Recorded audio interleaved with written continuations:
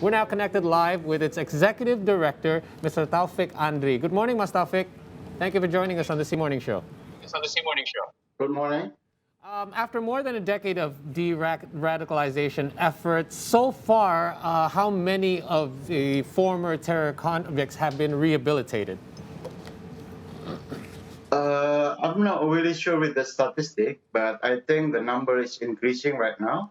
For my organization itself, we are conducting more than 80 individuals since 2008 until recently, and it's apparently getting higher the numbers because of the approach that bring by the Indonesian government as well as from the other non-government actor that working properly, and hopefully it will getting bigger and bigger in the next future. Right, Mas Taufik, so what sort of methods or approaches that have been proven effective, that have been used by the foundation to successfully and effectively de-radicalize terrorists and after that reintegrate them into society? Okay, what we have actually is like a social experimentation. We call it the social entrepreneurship program, a mixture between the psychological as well as the support, the encouragement for them to do the small scale businesses. This is not a single effort. I mean, we for sure we talk a lot with them. We do a lot of discussion as well as doing some outreach program for them individually as well as with their families. But this is not a golden bullets for everyone, simply because this is still a kind of a trial and error. Everybody is very unique and needs specific approaches, but at least when we do the soft approaches on them, especially with the more concern on psychological matter as well as on the supporting their economic resilience, economic assistance, it will bring a new hope for them, and by that means we creating a new social life, a new social space for them to meet somebody new, to meet a new friend, to meet a new circle that makes them could talk and have a new insight from others people, listening to other people, and willing to take up a new opportunity of life. Yes. And I'm sure you and your team have many experiences and stories in de-radicalizing terrorists. So do you, and you also mentioned that each person actually, you had to deal very differently because we imagine that they actually have different resistance. Some resist really strongly, some probably not so strong. So can you tell us, if you can recall, what was the most challenging case that you've ever faced, and tell us what it was like, the process from trying to de-radicalize this person, how was he or she reacting at that time until that part where he or she reintegrated back to the society?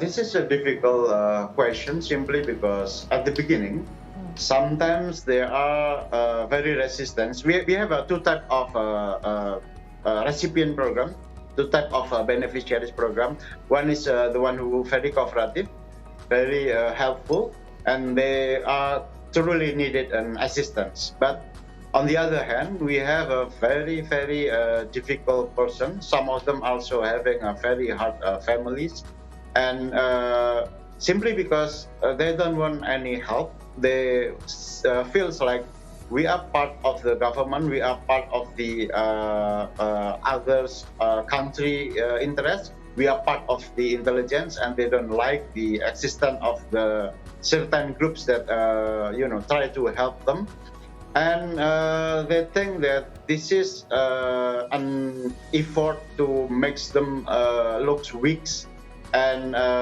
not really, still committed to their ideological route.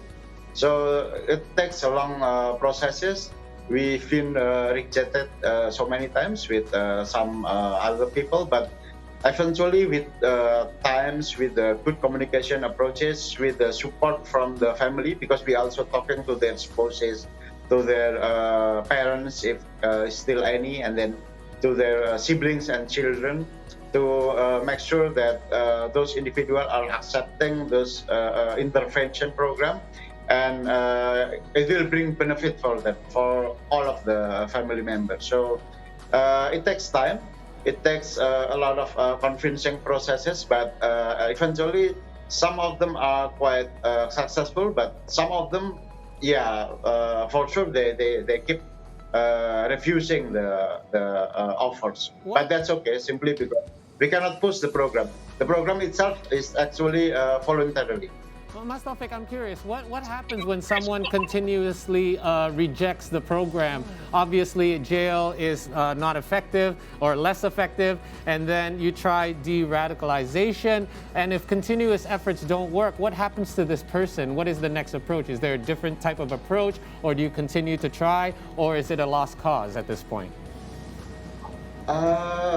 Actually, I'm afraid that kind of individual, that kind of a certain person who refusing the program, let's say from the government or from non-government initiative, they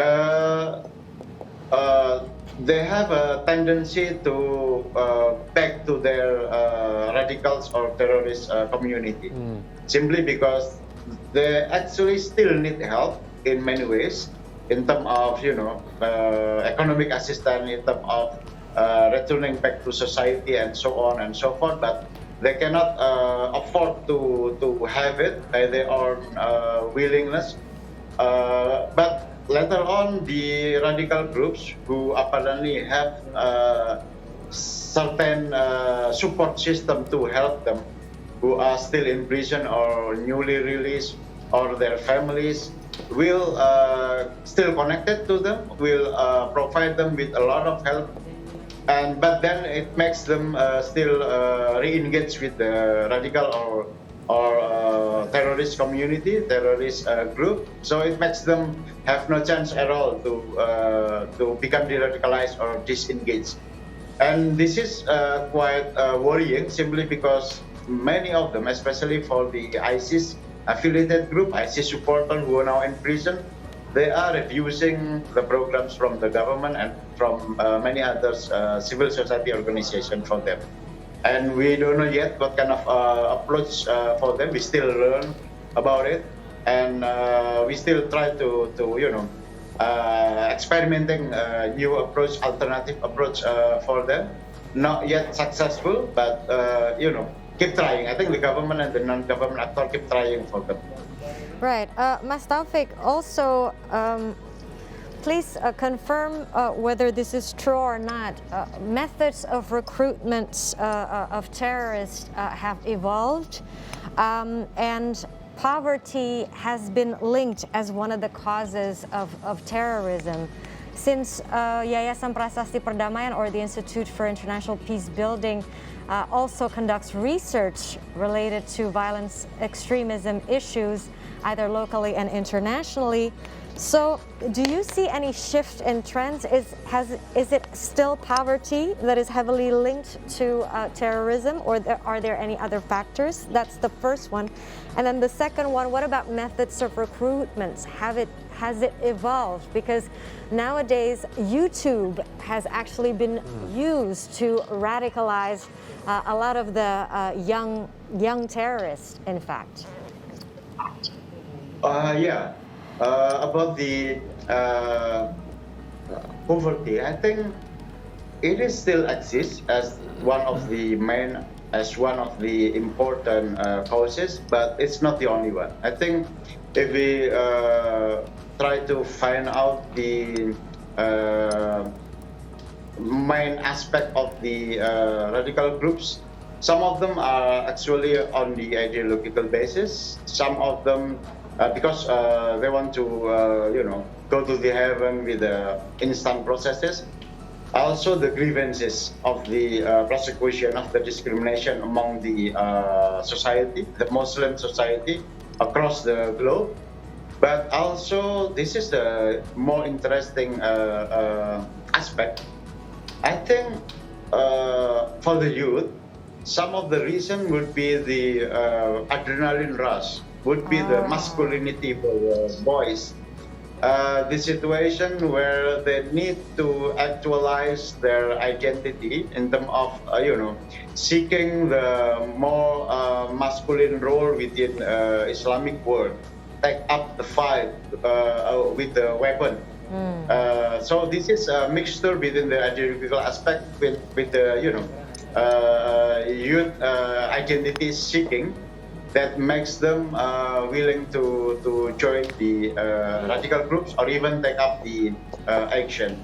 And it's happened not only for the boys but also for the girls.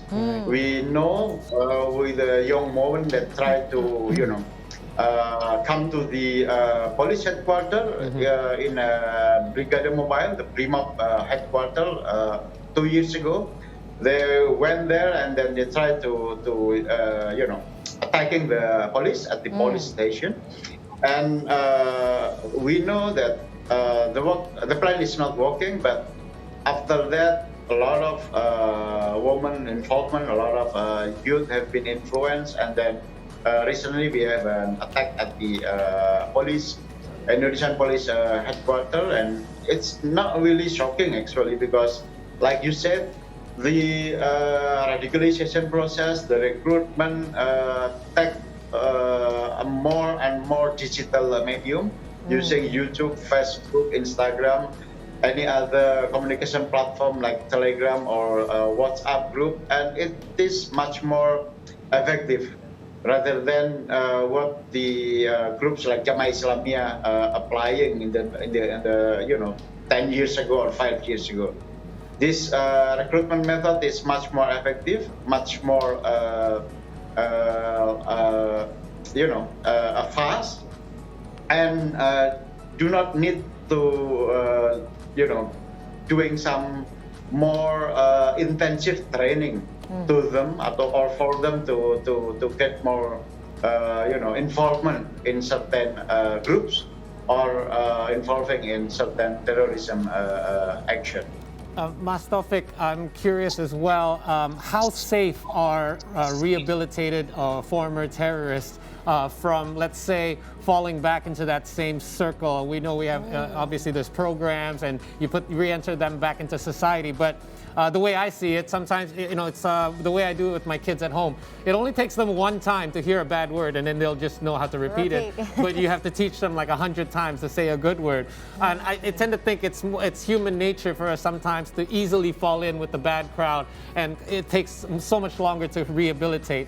For someone who has been rehabilitated or de-radicalized, what is the risk of them falling back into that same way of life as before? And same way of thinking. The way of thinking as well, the same idealisms. And what can be done and what has been put in place in order to prevent that from happening?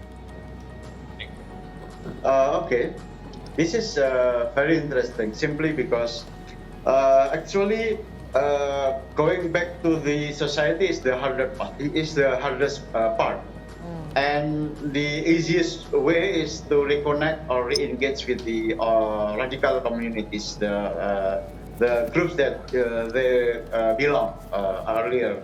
So the mindset actually, I mean, if we try to take 3 factors, the most important thing is the willingness of themselves, the intention to change, and the second would be who's gonna help them.